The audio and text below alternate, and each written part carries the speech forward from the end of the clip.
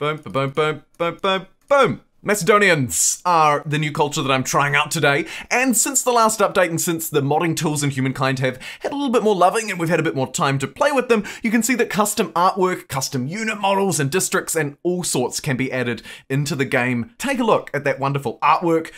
What do the Macedonians do though? And I haven't actually looked into this before, so I'm pretty keen to give my thoughts. Hellenization is their trait. +2 influence, +3 stability, and +2 combat strength on territory per city that I occupy. So that's influence on my existing territories per the number of cities that I'm occupying. Their unique district, the Hellenic Temple, provides a base 3 influence and 3 faith, plus some fortification, and then again on cities that I occupy, more bonuses. How does it round itself out with its unique unit?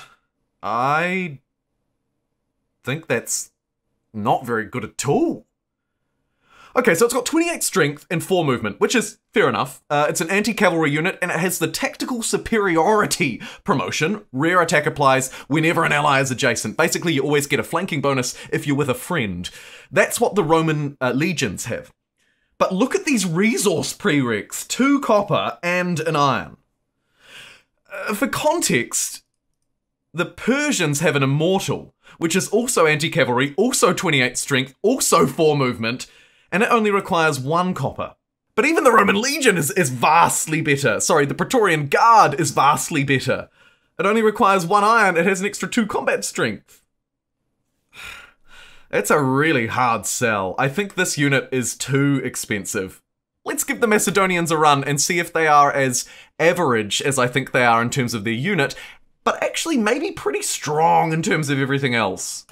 This territory is going to be key because this is the one which is bordering my neighbours, the Rappans, who are likely to be my test subject. So the first thing that it needs is a harbour, absolutely, because it has almost no food, so that'll lift it up. Clearly I'm going to need to connect the copper because we're going to need a lot of resources to try and build our units, if we can ever build them. Although, actually, look at this. As luck would have it, I have a copper and an iron in this territory, so that's the dream. All I need is 1 more copper. Great. Okay, so we can actually build it. I consider myself fortunate because I don't think actually it's very likely that you might get all of those resources in an average game. In terms of the unique district, let's have a look here in Memphis. So, +3 influence and +3 faith, and you can see also it's going to extract +3 industry from the base tile yield as well on all of these tiles. So we're going to get +3, +3, +3.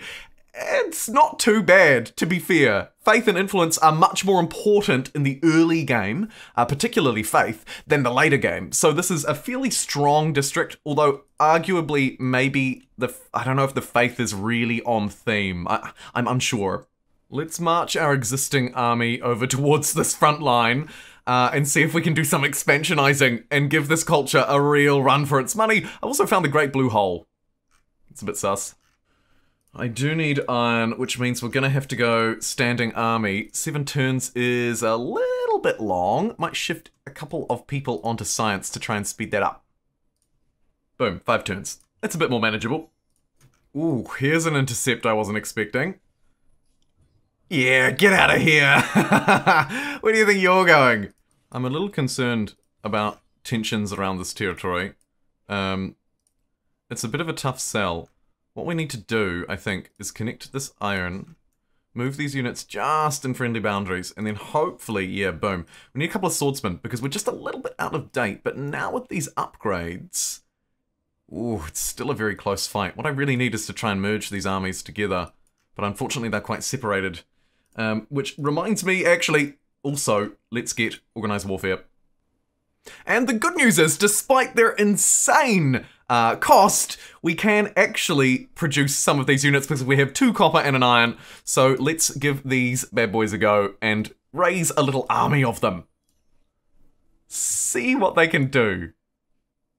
And actually, here's a beautiful test subject because it's a couple of cavalry units.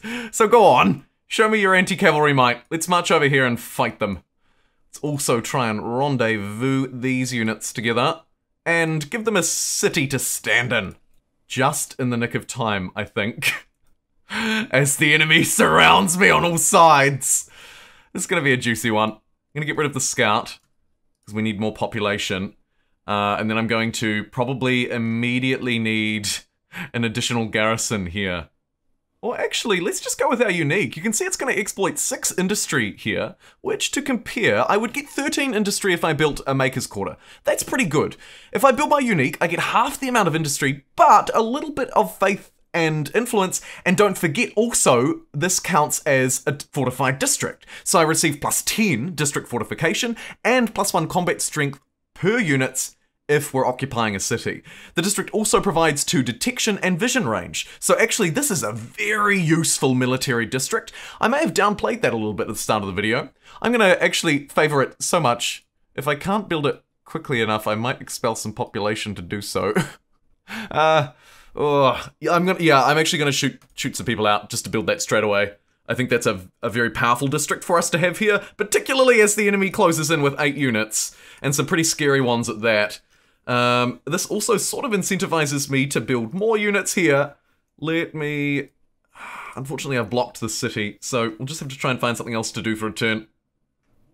Alrighty, let's give them a go. 3v4, but I am an anti-cavalry unit who also has tactical superiority. That's a pretty powerful combination, actually. That's a pretty powerful combination. I'm going to quickly try and build some walls here. In fact, again, I'm going to shoot some people out of the city just to do it, just so that we're safe. And... yes, this fight. So they retreated away from me, so I'm going to keep pushing that. They've actually just declared war on me! Oh my goodness! Let it be done! They declared war and took Atheni because there was nobody in it. Oh no! Ridiculous. But I've taken it straight back because I'm right here. This is gonna get messy. Fast.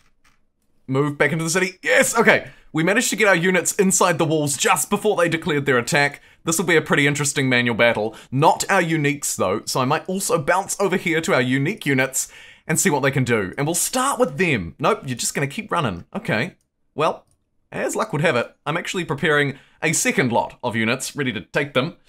Seeing as we've got bonuses to occupied cities, I think we'll go with paid wages. It'll also give us homeland for +1 extra combat strength, which could be the combat strength that makes or breaks us. Okay, back to this fight, defending our city. I think this will be a fairly easy one. We've got good places to stand. I didn't put the archer in one of them though, which was a bit of a dumb move. Just swap you down to there. This will be a good test actually because we can kind of see how well the normal swordsmen do in comparison to our uniques. So you can see here this was basically a bloodbath. I mean, they didn't have a lot of combat strength, a lot of units, so this makes sense that we won this fight. Sort of baited them in with the idea of a free city, but nope, they're going for round 2. Okay, alright. 2 horses who cannot climb walls, which is great news for me. We're doing about 56 damage from high ground fortified territory. Taking a few hits, but also giving them back. Woo! Jeepers. Okay, we took some losses, and are they just going to keep coming? Oh my god, they are. We need reinforcements here. This is too much. Lucky our fortification is so high that we can kind of hopefully still win this. It's gonna be a close one. Lucky it's a horse, so it can't climb the walls. Thanks, horse. Too easy. I've got a treat for you coming soon. And here's another siege. This time, we get to try our uniques. So I'm pretty excited to try them. Let's position them right up on the front lines of these walls and see what they do against cavalry. This is actually a wonderful scenario for us. So we have 2 of them next to each other, so they're using their tactical superiority because they're adjacent to an ally who's adjacent to the target. Let's see what this looks like. It's overwhelming. They may be an expensive unit, but they're very good at what they do. Credit where credit is due. If you can't get them, it sucks, but if you have the resources to get them, look at that attack. Incredible stab. Wonder what it looks like when I jump out of the walls and then strike. It's almost just as good. In fact, it is just as good. Boom. A swift defense of Memphis. And do you want to go for round 2, buddy? Maybe. Best just get another unit here, just in case. And reinforcements are on the way to Athens, but it may not get there in time. Most awkward stalemate of all time. 2 almost deceased units versus a horse that can't get over the walls. Okay, in come the reinforcements slash aggressive army into Athens. Let's try and heal up these units. And oh look, another siege. My goodness. Again, we see the absolute brilliance of our unique unit here. Perfectly countering some aggressive cavalry units. And it's worth noting actually that the chariot and the scout are both very common cavalry units in this era. So there is definitely some versatility to this unit, I think. Let's encircle this one and destroy. Send the archer away. And the peasants can defend in place. And just like that, boom. Alright, I think it's time now that we go on the aggressive, and yep, look, there they go, running away. I think we move forward. Oh, okay, what are you doing? I can just click insta-resolve on that one. Jeepers. Alrighty. So this is actually a very interesting scenario. We bring the swordsman out, and then we have one of our uniques here. You can see that our unique is 39 versus 22 combat strength against the warrior, and our swordsman is 33 versus 22. Why? Well, largely it's because of the tactical superiority upgrade that our unique unit is receiving. Pretty big deal, But of course the Roman legions have that as well, it's important to note. Sorry, the Praetorian Guards, jeepers. The anti-cavalry is really where it shines, though.